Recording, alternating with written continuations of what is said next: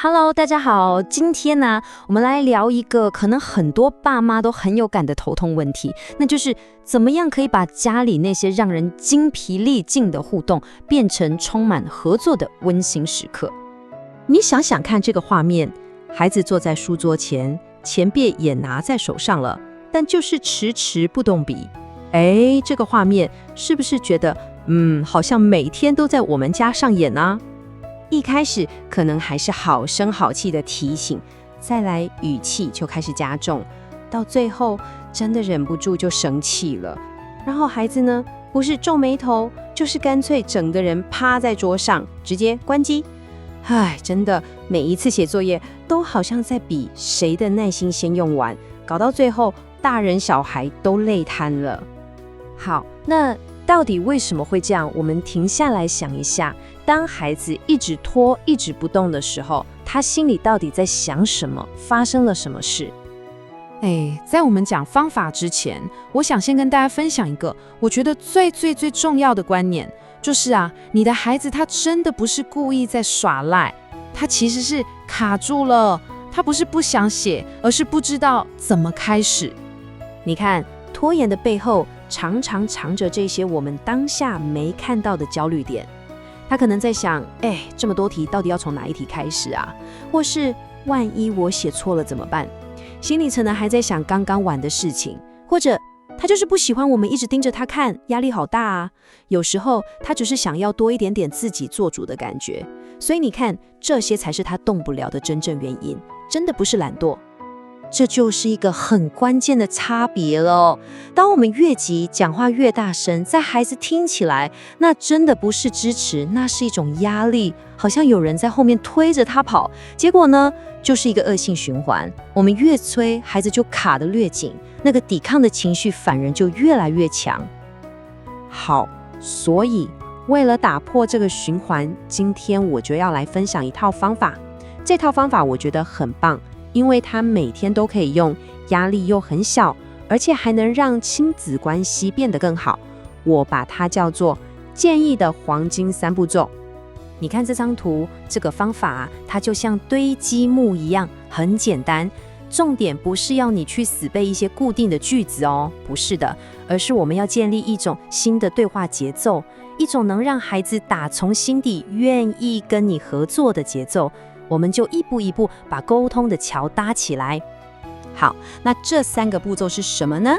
来，就是第一，用事实说话；第二，说出孩子的优点或者说是亮点；第三，提出合作建议。很简单，对吧？但是这3个步骤合在一起，力量非常大。接下来我们就来一个一个拆解它。第一步，用事实说话。你想想看，孩子当下最需要的其实是被看见，而不是被评论。所以我们就只说出中性的事实，不要带任何批评。比方说，我看到你的手停在作业本上哦，就这样。当你这样说的时候，孩子的大脑就不会立刻竖起防卫心，他会觉得，你只是在描述一个状况，不是在骂我。这就是合作的开始，非常重要的一步。好，再来第2步，找到亮点。这一点我觉得真的超神奇的，就算孩子看起来就是一副动弹不得的样子，我们还是可以在那个混乱的当下找到他的亮点。你的一句肯定，就像一盏小小的灯，会打在他心里那个原本觉得很黑暗、很挫折的角落，让他感觉到，哇，原来爸爸妈妈有看到我的努力耶。只要这个亮点被点亮，他的抵抗情绪就会马上降下来。好，最后一步，也是最关键的一步，提出合作建议。你想，我们的最终目标是希望孩子主动开始，而不是被逼着开始，对不对？所以我们要把那句“你现在就给我写”换成“我们一起来决定一个起点好吗？”你看，当孩子感觉到自己有选择权、有掌控感的时候，他合作的意愿自然而然就会跑出来啦。好，讲完理论，我知道你可能会觉得听起来不错，但实际要怎么说啊？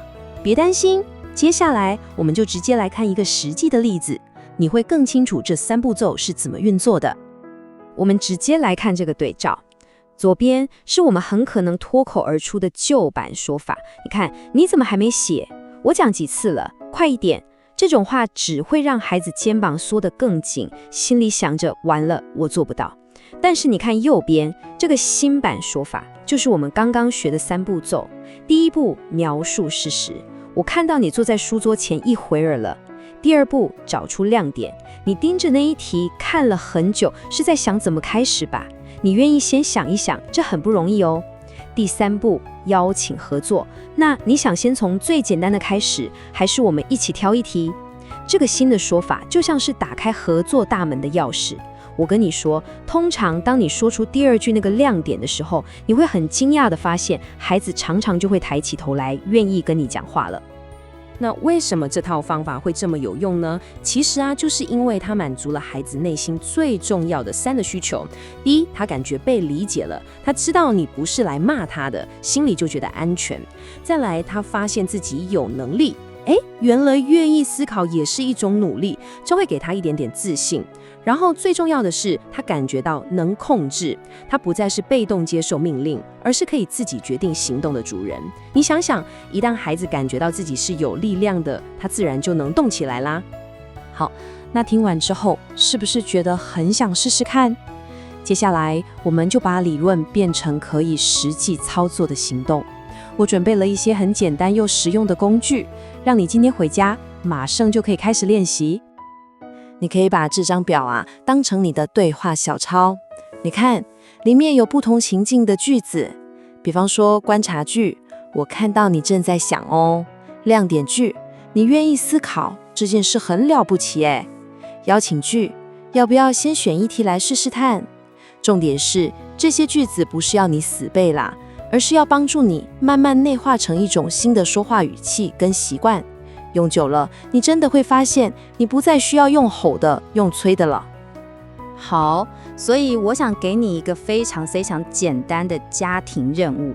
这整个礼拜，你只要试着用一次这个3步骤语句就好，就一次，找一个适合的时机用用看，然后不要急，静静的观察一下，看看孩子的反应，是不是比你想象的还要柔软，还要合作。在今天分享的最后，我希望你把这句话带走，放在心里。我觉得这句话总结得太好了。孩子不是拒绝作业，他只是需要你换一句能让他开始的语言。真的，很多时候问题根本不在孩子，也不在任务本身，而是在我们沟通的方式。如果今天的分享对你有帮助，也欢迎你订阅我们的频道安亲子书房练习区。这里会有更多把家里的混乱变合作的好方法，我会在这里陪着大家，一次一句话慢慢练习，把家里的紧张气氛变成合作的温馨乐章。那我们就下次见咯，拜拜。